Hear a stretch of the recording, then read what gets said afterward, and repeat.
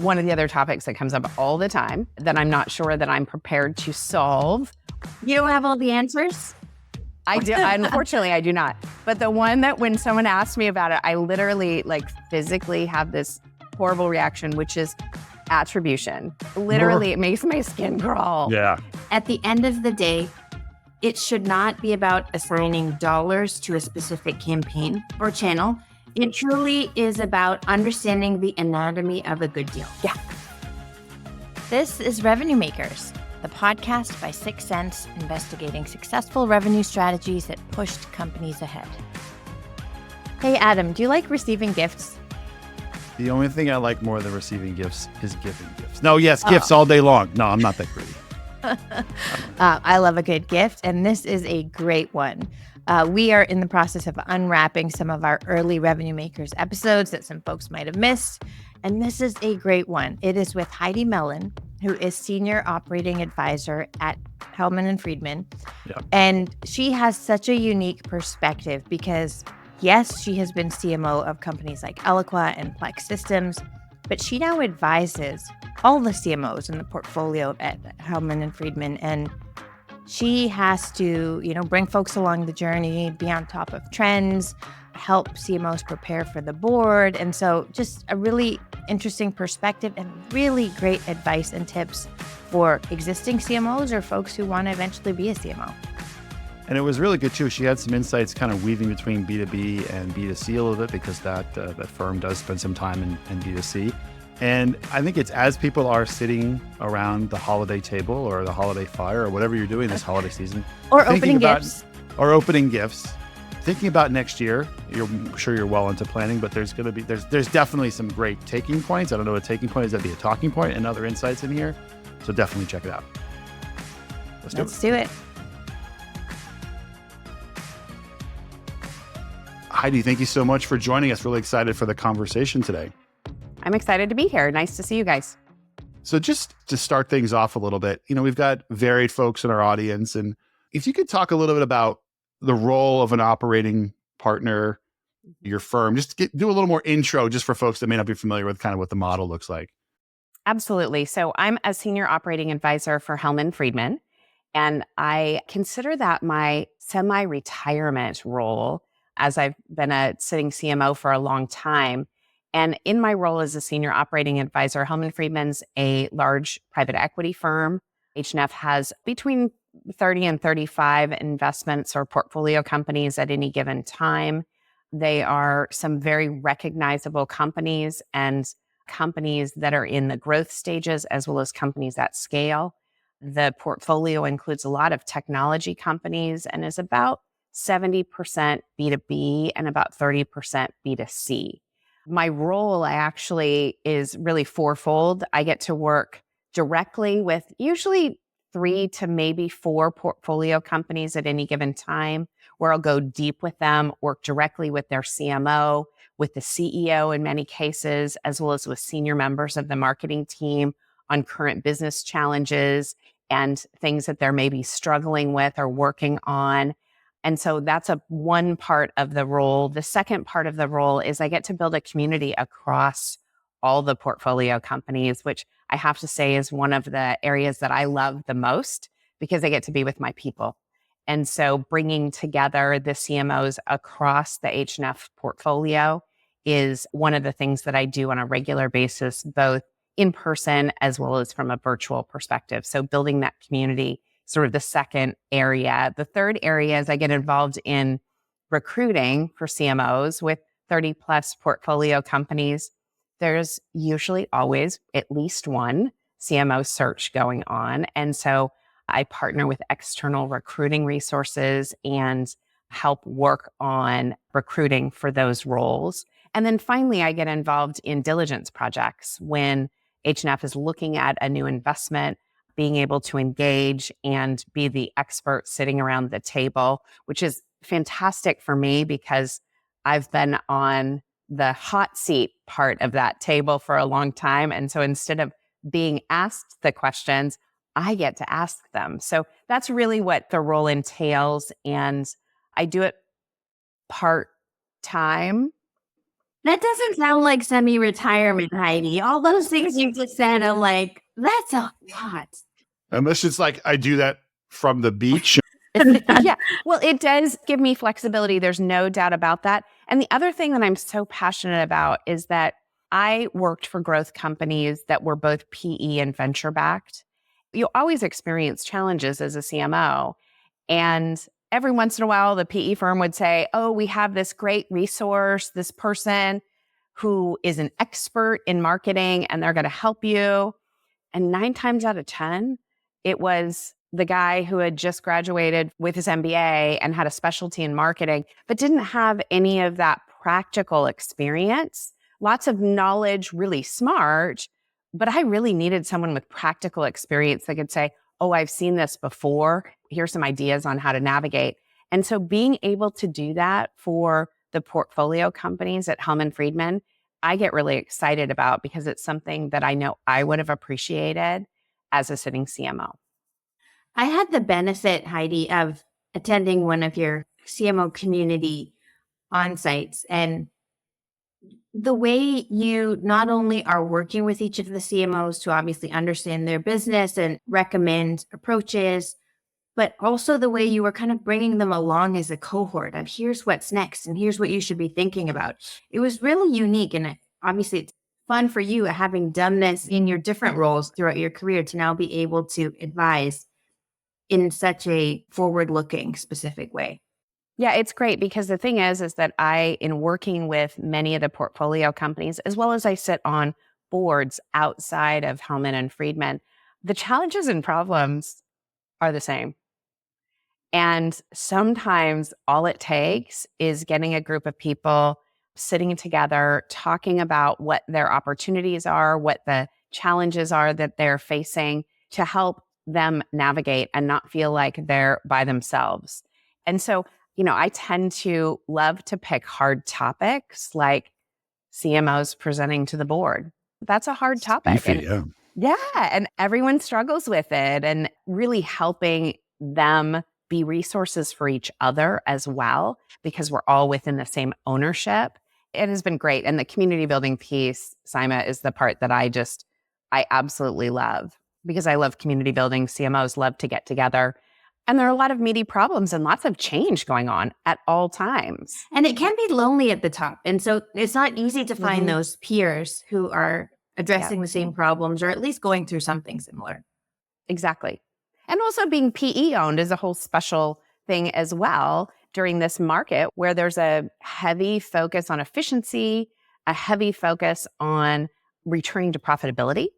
All these companies are facing the same challenges because of being within the same portfolio. And there's a lot of pressure on the CMOs. So you talked about pressure, return to profitability. So I guess my question is, what's keeping your portco's CMOs up at night? And where are you digging in right now? Yeah, I would say there are a couple of areas that I hear consistently from the CMOs in our portfolio. Certainly, we just came off the planning process. And the planning process in any sort of down market is also very challenging because every CEO on the planet wants to do ROI-based budgeting, which is very difficult when you think about marketing and the difficulty in measurement and attribution, and it just gets really messy. And so that is an area. So looking at benchmarks, looking at what other companies are doing, looking at where the portfolio companies are investing and how they're shifting investments, that's been really important. I would say the second, and maybe even the bigger area, is something that everyone in the industry is struggling to keep up with, which is Gen AI and the evolution of AI in general. I would say, in my experience, the CMOs that I'm working with, everyone feels like they're behind. And frankly, I think everyone is to some extent. And interesting because we have companies within the portfolio that are heavily leveraging AI in their products as well as within their companies. And really thinking about not only AI, how does it impact product development and product offerings for customers, but how are we using AI and generative AI specifically to help accelerate and improve productivity for our marketing teams? And so that's an area that we've spent a lot of time on. And I don't think there's anyone that I can point to in the last 6 or 8 months that says, we've nailed that.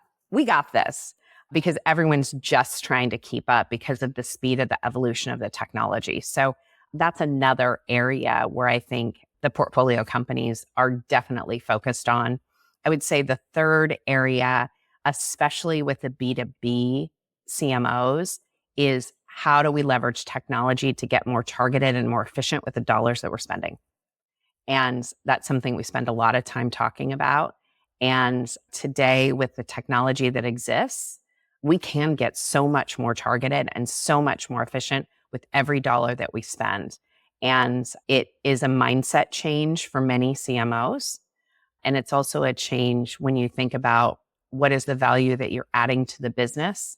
And there are CMOs that still today think that the value that they're adding is the top of funnel lead support and volume. And certainly that's an important component, but it's now really about the entire revenue process.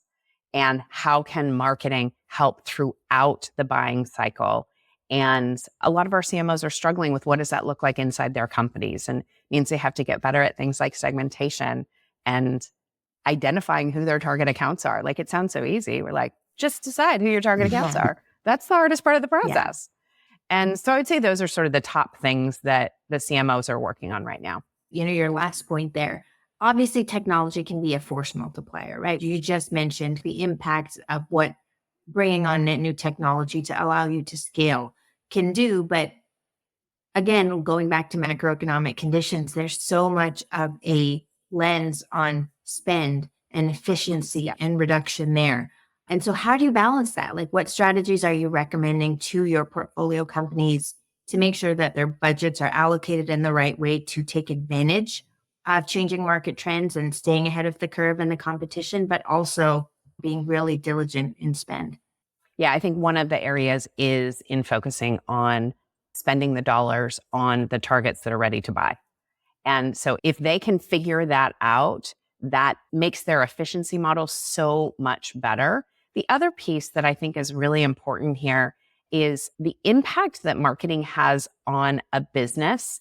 And there are marketing organizations and CMOs that are more tactically oriented. So they're more of a support function for the organization, supporting the selling cycle and the sales team. And then there are marketing organizations that are more strategic. And I like helping companies move to that more strategic marketing focus. And that means they have to stop just looking at leads coming in, but they have to look at the quality of the pipeline that they're contributing and the overall pipeline dynamics, regardless of where that pipeline is coming from. And so one of the trends that I am seeing is CMOs that are truly stepping up and taking responsibility for overall pipeline at the company. CROs, chief sales officers, are so good at looking at in-quarter pipeline. And for an enterprise software company, as an example, where your sales cycles go well beyond a quarter, it's really important to have the CMO looking at long-term pipeline dynamics and whether or not the contributions across the organization are going to meet the pipeline requirements for quarter plus 1, quarter plus 2, and even quarter plus 3. And that's an area where I really see CMOs starting to step up and take their place at the table and adding value to that revenue process because it's a gap. Yeah. We like to say being stewards of the pipeline, like in Yeah. at Sixth Sense, right? Where it's like we owning the whole thing. It doesn't matter who's generating what and where and so forth. Do you see organizations where the CMO is either stepping up to do that or trying, and there's resistance from those same sales leaders who say, like, stay in your lane, I'm running this, Right, I got the pipeline. I yeah, got like this. it's me.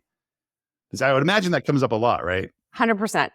Where I see it changing is when you have a CRO that truly understands not just in quarter, but understands the importance of long-term pipeline. That's where you really get the inroads. And so if you can say, I get it, you're going to focus on in quarter, and that's critical, and don't stop doing that. But let's have eyes on the longer term impact of pipeline so that we can forecast better, so that we can understand where our business is going and anticipate challenges before they're on top of us. that tends to be a little bit freeing to chief sales officers and CROs because they're like, oh, actually, that would allow me to maybe focus on in quarter and the execution that's required because sales leaders, they live and die by quarter results. And as CMOs, we have to take a much longer term view, and we can actually help support and help the CRO be more successful with that long-term view. And so, but there are those relationships that are still a little bit adversarial, and sales officers are like, just get me the leads and then I got it. And being able to demonstrate how marketing impacts a customer buying cycle is really important. I always suggest that CMOs, if they aren't doing the anatomy of a big deal at the end of a quarter, they should be, and truly looking at the biggest high profile deals. Every quarter, you're like, this is the amazing deal that we signed. Well, go back and look at all the touch points across that deal from the time the contact was initiated all the way through to closed won. And you'll be shocked at how many touch points there are. And yet the sales officer is like, we got this, just give us a lead. I'm like, actually, you don't got this. Like, the touch points along the way are really important. And so that's one of the ways to help that conversation. Yeah. Help the conversation. I think it goes back to the first point you made about being able to measure all the touch points that marketing is driving. Because the more you can paint the picture and show in that big deal analysis, I went as far as in past roles, making a visual representation of that timeline, printing it out on a very large piece of cardboard and putting it in the sales area on the sales floor so that they understood the impact of all the things, not just the small pieces. Oh, yeah. It totally helps to see it. And that sounds so elementary when you say it's between 10 to 20 touches for an average enterprise sales deal. It's like, okay, that's interesting. But when you actually see them over time and you understand what they are and how they work together over time during a buying process, especially for a high profile deal, everyone pays really close attention. What about you come into situations too where you can't do that? There's no data or they're not tracking, right? So thinking about like, you've got your traditional marketing operations, maybe there's sales ops, and the CMO says, I want to be able to do this, but I can't. Or I've got my data and sales has got their data and we're not unified. I mean, I would imagine that's another one where like, let's solve for that too. Like, what's your play there? Yeah, it happens all the time where the marketing team's like, this is how much we contributed to pipeline. And the sales team's like, that's not what I have. And so that's where you start. You have to crawl before you can walk, before you can run. And so really looking at infrastructure and data and how you are reporting and whether or not you are truly looking at measuring the entire revenue process is critical. I mean, I've sat in meetings as a CMO where you spend the first 30 minutes arguing about whether the number's 5 or 12, and it's like, okay, well, that's really not, because the number's supposed to be 30. Yes. And you're like, okay, why are we doing this? Like, we need to be working off a common set of numbers. And I'll tell you, that is one of the places where I see the evolution of RevOps as being a very positive thing.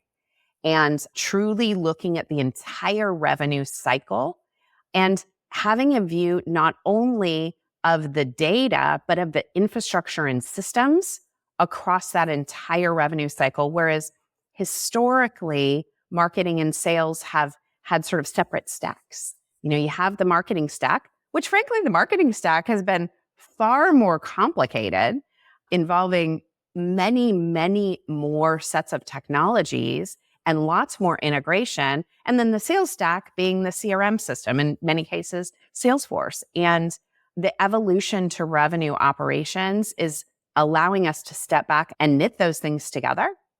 And frankly, that is a benefit to everyone because then you're working off a common set of numbers. And I would say to CMOs, if you're arguing about what the number is the first 20 minutes of every meeting, perhaps you need to put in place an initiative to align reporting so that you can actually focus on what's the business at hand, what's the challenge that we both need to be working on versus my number's this and your number's that. Totally. It's a hard one, and it's one that I do see on a consistent basis.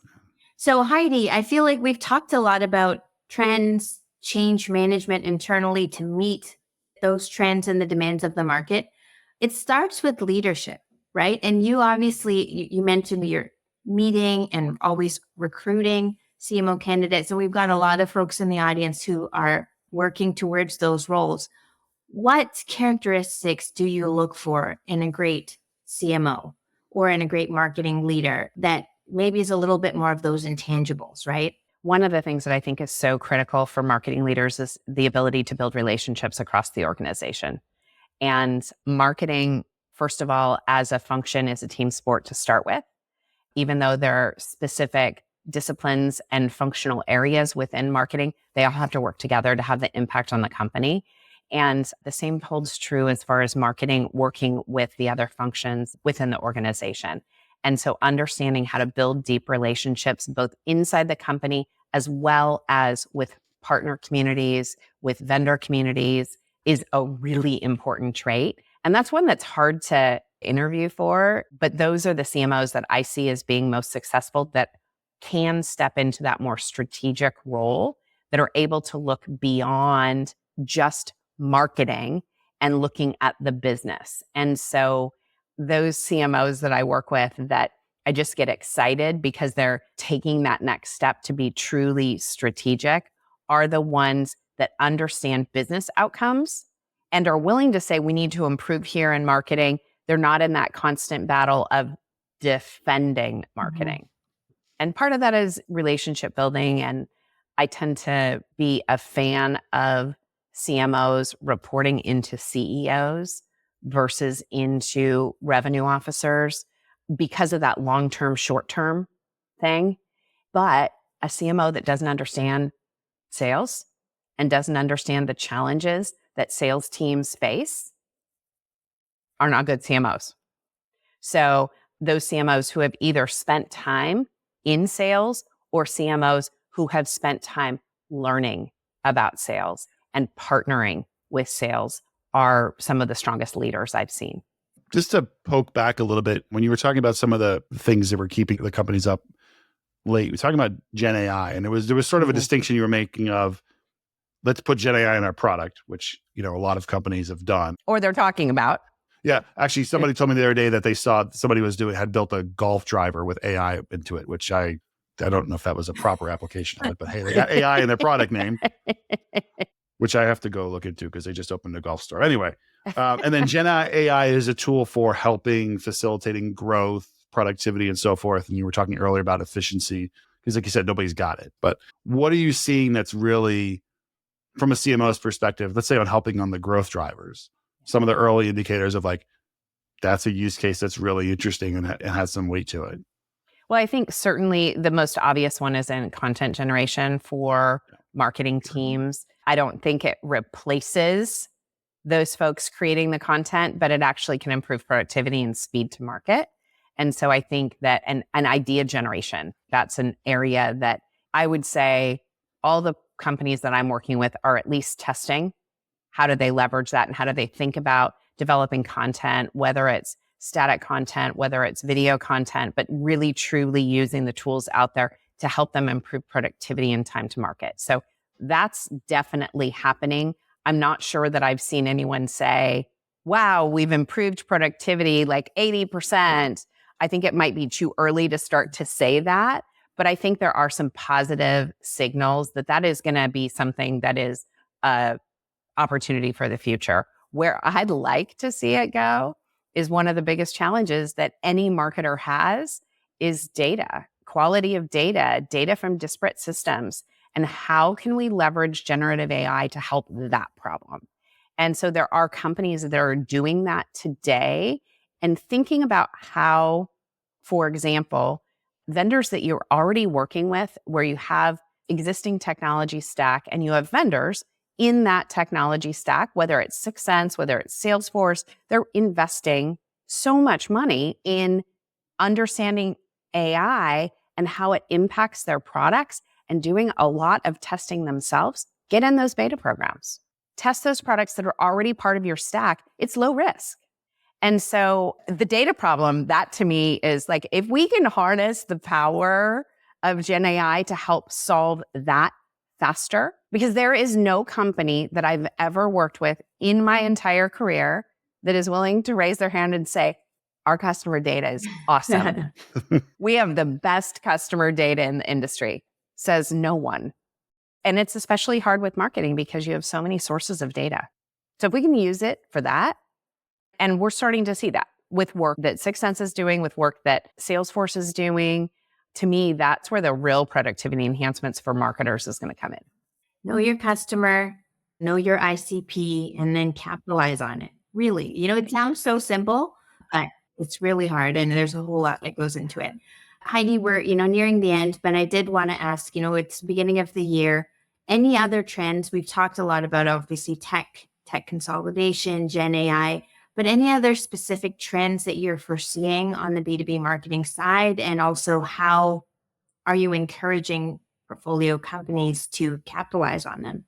I talked about it early on, but the whole concept of understanding your target, understanding your segmentation, and working on identifying in conjunction with the field selling organization who your target accounts are, go do that. If you're doing nothing else, go do that, because it's going to help create alignment with your field organization, and it's going to help you as you move forward and implement technologies to help you get very targeted. And so to me, 2024 is all about improving targeting, because the tools exist today and we can do it and we need to be doing it. And it also drives efficiency. And that to me is probably the biggest trend that I see for 2024.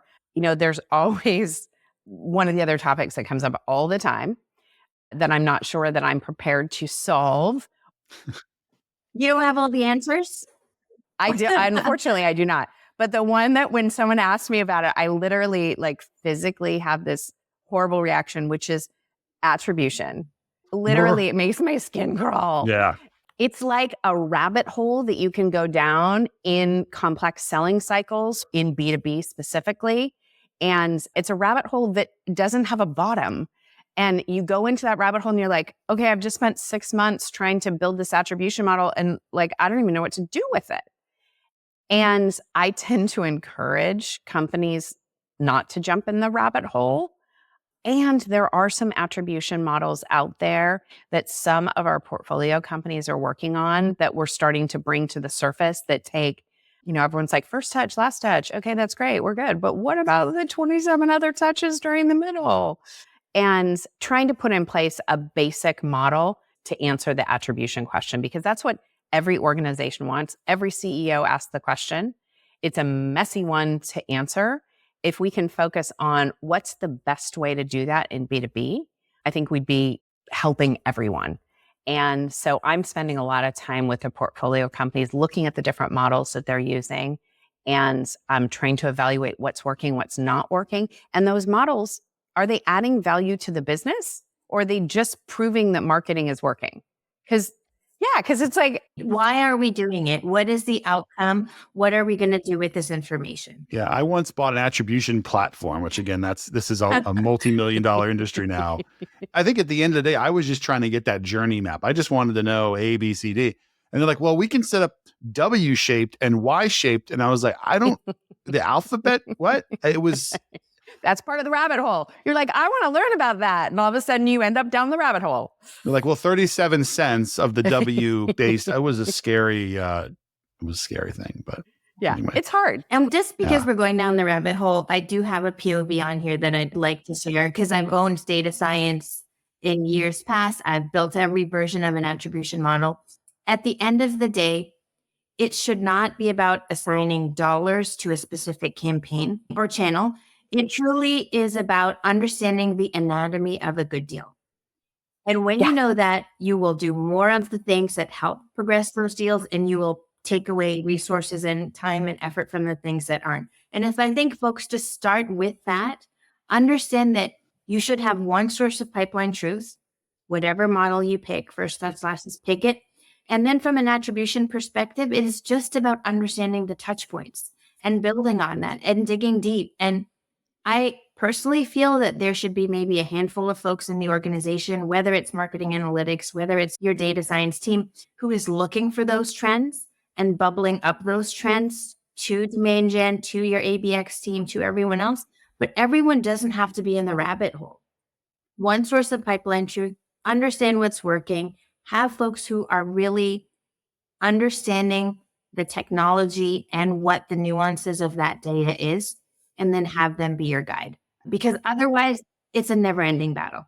Yeah, and the connection to business outcome is so important because so many times I work with CMOs, senior marketing leaders that will say, I'm trying to prove that our investment in X, events, conferences, webinars, like insert whatever you want, is worthwhile.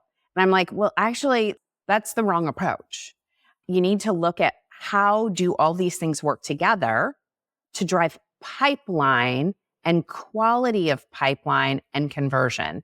And it's a mindset shift. Don't look at it from the defensive mode, like we're going to prove that these dollars are worth it, but instead look at contribution to the business and start there.